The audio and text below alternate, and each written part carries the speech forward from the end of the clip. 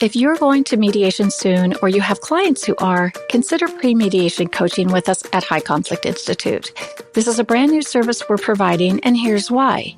Most people are unsure what will happen in mediation and how to prepare for it, especially in a high conflict mediation. Studies show that regardless of the skill level of your mediator, learning a few key conflict resolution skills can increase your success of settling your matter out of court. Our pre-mediation coach will work with you in a 90-minute one-on-one session by Zoom or phone to help you learn to stay calm, to make reasonable proposals, and make decisions that can last. A small investment with significant positive outcomes. Schedule your pre-mediation coaching session on our website at the link below in the show notes, or call us at 619-800-2070. If you're a lawyer, mediator, or other professional and want more info, just ask us at highconflictinstitute.com on our contact page, or feel free to provide the coaching link directly to your clients today.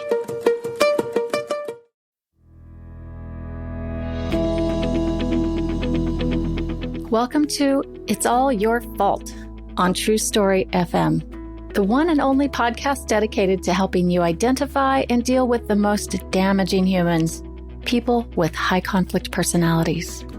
I'm Megan Hunter, and I'm here with my co-host, Bill Eddy. Hi, everybody. We're glad to have you listening. And we're the co-founders of the High Conflict Institute in San Diego, California. In today's episode, we're going to define and talk about just who are high conflict people. But first, we have a few quick reminders. Here's the deal. We want to hear from you. Have you dealt with a high conflict situation, been blamed, experienced violence or abuse from an HCP? Or maybe you simply dread seeing that person again, but you probably have to at home tonight or at work tomorrow. Send us your questions, and we just might discuss them on the show. You can submit them by clicking the Submit a Question button on our website at highconflictinstitute.com/podcast, or emailing us at podcast@highconflictinstitute.com, or just drop us a note on any of our socials.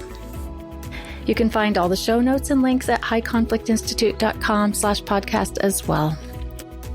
Make sure you subscribe, rate, and review, and please tell all your friends about us. Telling just one person that you like the show and where they can find it is the best way you can help us out and help more people learn how to address high conflict people. We appreciate you so very, very much. And now, on with the show. Have you ever been targeted by a blamer? Dismissed by a narcissist? Experienced extreme wrath and rage? Or intensely emotional people? If so, you may have been dealing with a person with a high conflict personality. Those who don't connect the dots back to their own behavior. We're here to help you understand the 10% who do things that 90% of other people would never do. Now let's get started.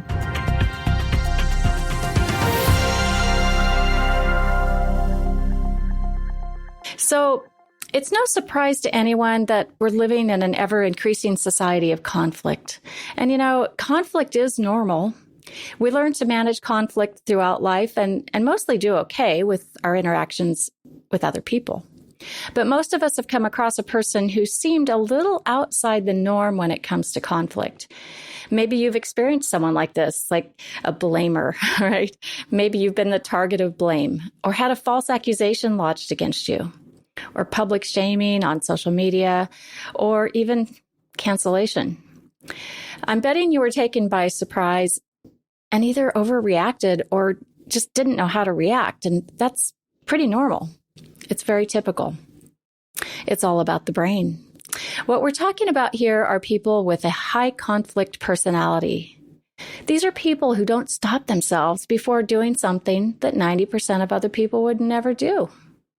Unconstrained texting, phone calls, emails, and social media. If you've experienced this, you know exactly what we're talking about. These are folks with a high conflict personality. They're different. However, part of the problem is that we don't encounter them too often, depending on our situation. So we end up applying the same strategies with them as we do with everyone else. We take a one-size-fits-all solution, but it doesn't work with HCPs. So let me share a quick example with you. I was giving a training to a group of lawyers. After many years of giving this type of training to lawyers and other professionals, my experience was always positive. So I was surprised when during the break at this particular training, one of the participants tapped me on the shoulder while I was getting my coffee and asked to speak to me. So I stepped aside and you have to understand when I am speaking or giving a training, I get kind of a little high because I really enjoy what I do. And so I'm kind of happy and think that everybody else is happy too.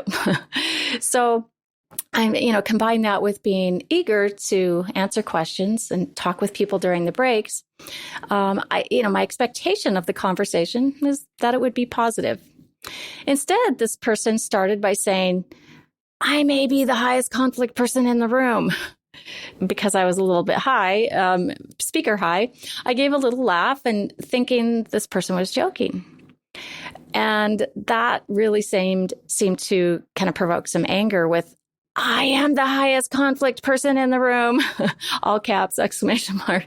And the face was really close to my face and the face was red and, a lot of anger and the voice was escalated. So I froze, right? And I only remember being accused of wasting their time and money by attending this training. Now, after training hundreds, if not thousands of attorneys and other professionals, I knew this wasn't usual behavior. So, Bill, let's dig in. You're the guy who figured this out a couple of decades ago. So you're the one that's uniquely qualified to help our listeners understand why and how HCPs, those with a high conflict personality, are different. Well, they can start with that 90% you were talking about, Megan. But what we see is they really catch people by surprise. It's like, oh my goodness. And we become like deer in the headlights. We don't know what to do because we're not used to people totally blaming us. It's all your fault. So what we've learned is that people like this actually have a narrow pattern of behavior, which is actually quite predictable. So they're preoccupied with blaming others. They say it's all your fault. They take zero responsibility for a problem. They have a lot of all or nothing thinking. They often have unmanaged emotions, like you mentioned, rage. People go into a rage sometimes. And their behavior is things that sometimes is 90% of people would never do. So once you recognize that pattern, you know you're dealing with a high conflict personality, which, as you said, is about 10% of the population. We've been working at this now for about 15 years, and in every setting, we see high conflict people. So what we're looking at is this pattern of behavior that you should today be a little more prepared for. And of course, in this podcast, we're going to give you a lot of tips. So be prepared and recognize this pattern. Blaming others, all or nothing thinking, unmanaged emotions, and extreme behaviors sometimes, like sending the email that shouldn't be sent, public shaming. And one thing to mention here is they're everywhere.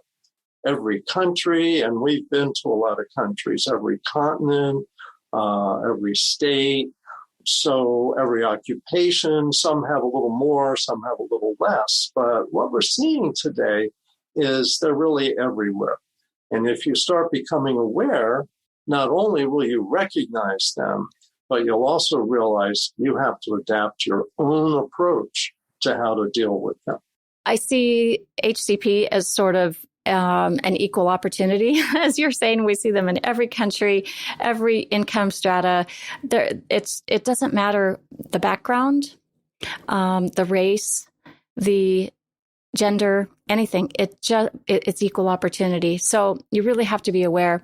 Number two, you said something interesting about predictability. As we go out and train and write our books and talk to people, what we often hear, as you know, is that people say, oh, these are the most unpredictable people on earth. But as we know, these once you understand their patterns of behavior and how to respond instead of react, and respond with the right techniques, then they become really very, very predictable. So, Bill, Why are they like this? And why don't they connect the dots to their own behavior? When you're talking about personality, really, all our personalities come from three things. One is our genetic tendencies that we have with us when we're born, some things that may pass through families back to the beginning of time. Also, early childhood, that's a real big factor in how personalities are developed the first 5 or 6 years. So things may happen then. For some people, that really teach them, the world isn't a safe place. You have to fight in every relationship. And we especially see this in close relationships. So boyfriend, girlfriend, husband, wife, parent, child, close friends, close neighbors, anybody you're close to, there's that chance that this is going to come out. And so what we see is they've got maybe a genetic tendency, early childhood, especially about close relationships. But the third is really the culture that you're raised in. And so with culture, you see people are really kind of absorbing a little bit what's around them. And the example I like to give about explaining how culture works is think about people who were born like in 1920. People that were born in 1920, within a few years, we're going to be facing the Great Depression. Then a few years after that, going to be facing World War II.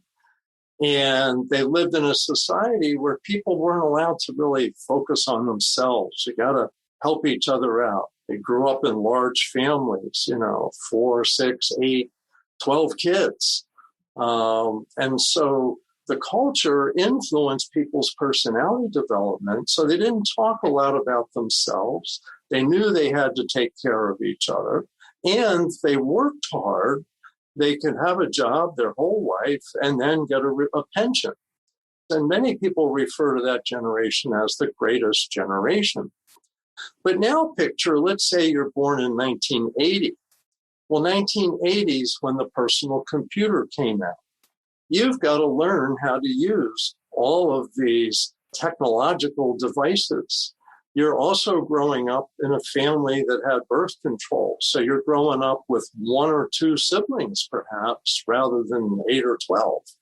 And so what you learned is you have to promote yourself. You're not going to get a job for sure. You've got to sell people on hiring you. And so you can see the cultural influence. So today we have to talk about ourselves more and we spend more time alone. And so that's influenced personalities to some extent. But remember all 3 parts: genetic tendency, early childhood, as well as culture. So what we're seeing with this maybe 10% of people today really depends on the person, but it's a combination of that. Some just we're born to be nasty, and there's a percent of people like that. Some learn that in their early childhood because nasty things happen to them. And in today's culture, it's all your fault is one of the messages that we pay attention to. We go, oh, that's exciting. And so high conflict people seem to come from this combination of difficulty, and the way we manage them, we have to shift our own behavior. Let's talk a minute about why they do say that it's all someone else's fault. They seem to externalize and take a victim role. And I think that's confusing to people, like how it feels so strongly within themselves that it is someone else's fault. Yeah, and that's really psychological. And that gets into psychology. And one thing we'll talk about in these podcasts is personality disorders. So that some people are really born unable to look at their own part. Some people learn that in early childhood. And of course, our culture reinforces not taking responsibility. So it's really connecting the dots as an issue.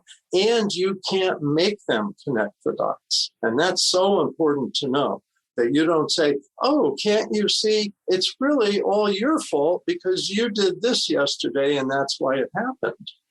You don't want to go there. What you want to do is talk about problem solving. And we'll give you a lot of tips for that. But it's that inability to reflect on their own behavior. And 90% of people are constantly going, oops, what's my part in this problem? Oops, what should I do differently? And that's how human beings get along. But if you don't do that, then you're not going to get along well with people. And one of the sad things is high conflict people often don't have many real friends because they've alienated the people around them because they don't take responsibility for solving relationship problems. And they're so preoccupied with blaming that they really push people away. It's sad and it's unfortunate. And I think one of the hardest things to do when dealing with HCPs is to understand that the feelings are so strong within them that they do believe it's your fault, even when you know it's not, or when you're being falsely accused. They truly believe this, and no amount of explaining, arguing, or cajoling or telling others will get them to change their mind. It makes them more defensive. So right. That's why you don't want to point that out to them. And that's probably the big red light alarm to give people right from the start is don't tell high conflict people you think they're high conflict people. You and I both said that to so many people, and then they do it anyway. Yep. You know, I recall someone coming to us for some advice and some help with a divorce situation. And he asked me if I would thought it was a good idea to send a bunch of books about borderline personality disorder to his soon-to-be ex-wife's entire family, a copy per person.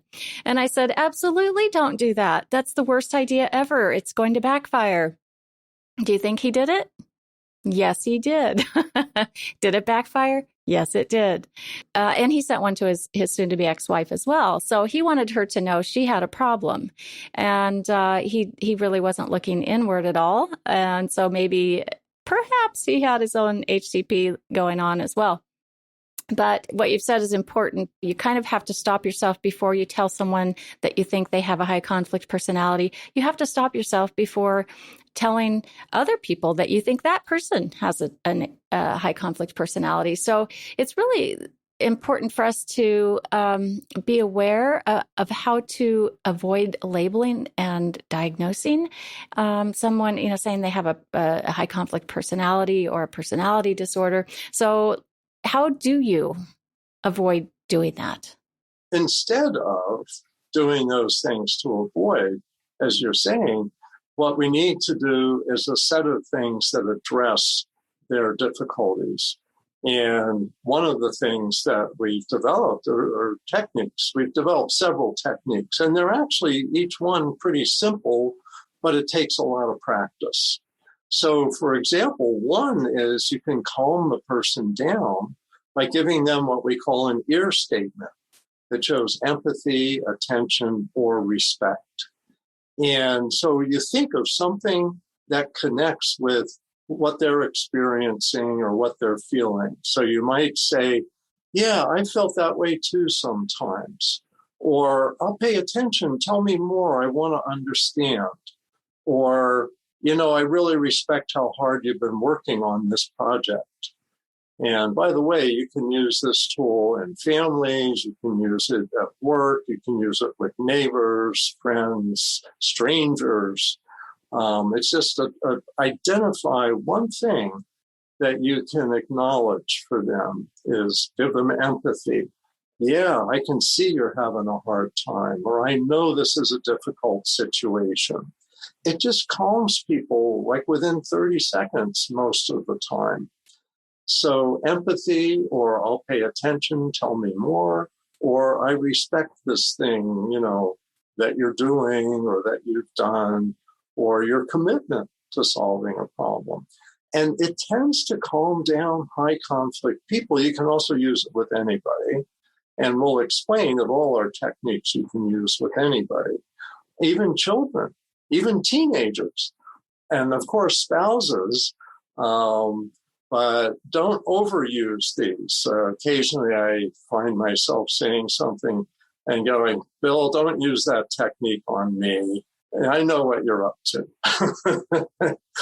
But most of the time, it really helps calm people down because you're not fighting with them. When you think of it, this is a real easy concept. Think of what we want to do in relationships as win-win. And high conflict people think in terms of win-lose. If I don't win this over the other person, then I'm a loser and they're winning this over me. And in close relationships, it really needs to be win-win if anybody's going to stick around. So that's the idea, is act in a win-win way, and you often can calm down a high conflict person by giving them empathy, attention, and respect. It's hard to do that sometimes because we are in that moment, right? And we're not expecting it. Now, sometimes after we've learned how to use ear statements, and we're at work or we're giving a consultation or working with an employee or a spouse or whomever, we might be in a good state of mind, in a state of awareness to use ear statements when someone else is blaming us or being defensive or just being hostile in general or, kind of undermining. So it can be easier, I should say, in those situations when we have awareness and we're being disciplined enough to use them. But what happens when we are taken by surprise? And that happens sometimes, right? We go to the store and what we expect, a simple interaction. And so our guard is down and someone gets, kind of nasty with us and we might get nasty right back. And there's that win-lose that we're talking about. So it really becomes a matter of adapting what we do because they can't. That's a really hard concept for people to understand, that they aren't going to adapt what they do. And so we must in order to have that win-win. So we're going to slip up sometimes. I still do. It's not a perfect science or I guess a perfect practice. It works every time when we use it, but sometimes we forget to use it or we just slip up or we get a little hooked. So you want to explain hooked, Bill? So what happens is, and we'll just get a little bit into the brain here, but people have heard of the amygdala, and that's in the middle part of your brain. And the amygdala is always keeping watch for danger. And so what happens is when high conflict people come on, they often come on with unmanaged emotions. And those emotions hook your amygdala. And next thing you know, you're in fight, flight, or freeze mode. And so even before you can think, because your amygdala gets a message before your thinking brain. And so what happens is you're ready to fight. It's like, wait a minute, buddy, you're the one who's an idiot. And the words are coming out of your mouth before you realize, oops, this is going to backfire. I need to shift myself. And as you said, Megan, it's really adapting our own behavior. We're not going to control them, but by adapting our response and by calming our own amygdala and saying, hang on, it's a high conflict person. Not now. We're not going to fight. We're going to give them empathy, attention, and respect, which is the exact opposite of what your amygdala wants you to do. But you'll find it works a whole lot better because the amygdala, is a fighter, but doesn't necessarily think things through. The amygdala doesn't connect the dots. The amygdala just reacts. So that's why you find yourself when you're caught by surprise and why you want to practice. Because what's interesting, you can train your amygdala to not react in some situations. And they actually say, there's another little tidbit here, that the adolescent brain isn't really fully developed till about 25, and that this part is one of the last parts to really fully develop. And that is for the teenager's brain to be able to tell himself or herself, this isn't a crisis. You don't have to go into fight, flight, or freeze mode. So this is a really good skill for teenagers to learn. They'll make more mistakes, but by the time they're 25, and in the coming world, the way we have so much conflict, they're going to do really well if they can learn to say, hang on, amygdala, it's only a high conflict person. We're going to give them an ear statement, and that'll calm things down. Yeah, it's a simple technique, just kind of hard to do without a lot of practice. And really recognizing when you're hooked and, your heart rate may be up a little bit, or your body feels tense, or you feel like arguing or explaining a lot or running away, right? Conflict avoiders. Let me go back to my story about the highest conflict person in the room that we started this episode with. Was I dealing with a high conflict situation? Was I dealing with a high conflict person? So number one, was I being blamed? Yes. This person was blaming me for wasting their time, their money. Number two, did the person display unmanaged emotions? Yes, indeed. The red face, there was a little spit coming out even. So, yep, unmanaged emotions. Number three, was the person displaying extreme behaviors? Yes, merely by getting in my face and yelling in front of a whole room full of other, training participants, that's rather extreme. And number four was the person exhibiting all or nothing thinking. And I would say yes, because there was so much intense emotion in that moment. And it was, you are going to do it my way or the highway. So let's talk about how I handled it.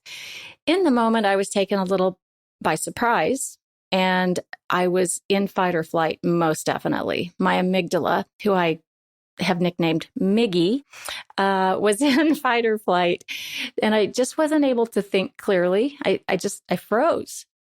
And now I have to, respond to someone with an ear statement to calm them in front of a room full of people that I'm going to train on this technique in about 5 minutes. Now I'm under pressure. I'm under stress, because when that amygdala is activated, I tell you, you're really stressed and you can't think. So you kind of go into this primal defensive, explaining, arguing mode. And I'm an explainer by nature. So I explained to this person that I was repeating information from the previous day's training because there were new people in today's training, because that was the complaint. And they said, well, I don't care about them. You should respect me. I was here yesterday and I'm here today for all new training material. So that's when I had my aha moment and was able to pull it together enough to give an ear statement while looking directly into their face and using a calm tone of voice. And I said, I get it now. I understand. So how about this? In the next section that starts in about 5 minutes, I'll be giving all new information. So I think you're really going to like that. So if you just hang on a little bit longer, I think you'll be, it'll be good. So the person kind of huffed a little bit and kind of walked back into the training room. After the seminar, they came up and shook my hand and with a big smile said, "Thank you." And I had nothing but empathy for the person, because I understood that they were just in that, upset emotion in that moment and couldn't stop themselves. And it felt very normal to come and kind of attack me, right? They couldn't stop themselves. So my ear statement worked. And it was a really good example, hopefully, to the rest of the people that were watching, on how to use ear statements to calm people. So that's kind of an introduction to HCPs and a simple technique for interacting with them. Bill, I think you have an example from your new book, Calming Upset People with Ear, about using ear statements. This is an example in the workplace. This book, we've got over 30 examples, so I'll just talk about this one. But what's interesting is on our website at highconflictinstitute.com, the most popular article is dealing with your narcissistic boss. And so I'll give you an example. I'm not diagnosing the boss, but they probably were a high conflict person, which, by the way, isn't a diagnosis, but still don't tell anybody. So in this consultation situation, this was a new boss. So she'd been working at her job for many years, just a year from retirement with a full pension. Her department manager changed. The new boss, for some reason, decided to pick on Lori and criticized her frequently, including in front of other employees. She sought a consultation for tips on how to deal with the boss. So she said, the boss criticizes me when she sees me, so when I come to work, I try to sneak past her office into my own office and shut the door. But I know this isn't a long-term solution. I try to change jobs, but I'm just a year away from full retirement. I just want to hang on, but without the harassment. First of all, as I gave Lori an ear statement and told her I can really understand how frustrating and scary that is. And that's the empathy part. But then what I suggested is that she does the opposite, that she engage with the supervisor. And at the beginning of the day, don't rush to hide in her office. Pop your head in the supervisor's office and say, hi, how you doing? I really liked that presentation you did on Friday, or how's your weekend? And then give a response that shows empathy, attention, and respect to her boss. And she did this and then would say, just take like 30 seconds or a minute and say, well, I'm going to get on to work. Those tasks you need me to get done, and go off to her office without rushing or hiding. After about 30 days, about a month, she said, guess what, Bill? I'm now her favorite. And she doesn't pick on me anymore and she actually comes to me and complains about other people, which I try to be very neutral about. And she said, but there's another guy in the office now that she's picking on. So I gave that guy one of your books. But the idea is, and it's not guaranteed, we don't guarantee any of our techniques, but they work generally more than 90% of the time. The idea was she changed her own behavior, and that was calming to her boss, and her boss liked that, and her boss seemed like a high conflict person from everything I was told, and high conflict people don't get much empathy, attention, and respect. So she really soaked it up and appreciated that. So I like that example because it really primarily seemed to be ear statements that made the big difference there. So again, not guaranteed, but hey, it works. Yeah, and the great thing is it costs you nothing. Yes. And yes. It saves so much time. Anyone who's dealt with at HCP knows how much time can be lost in trying to figure out how to respond, or in long drawn out fights or things like that. But a simple little ear statement can calm the situation, calm the person, and you can move on about your day. And the great thing is it's way less stressful for you. So you've got to make sure you're unhooked and just practice, be disciplined to use ear statements.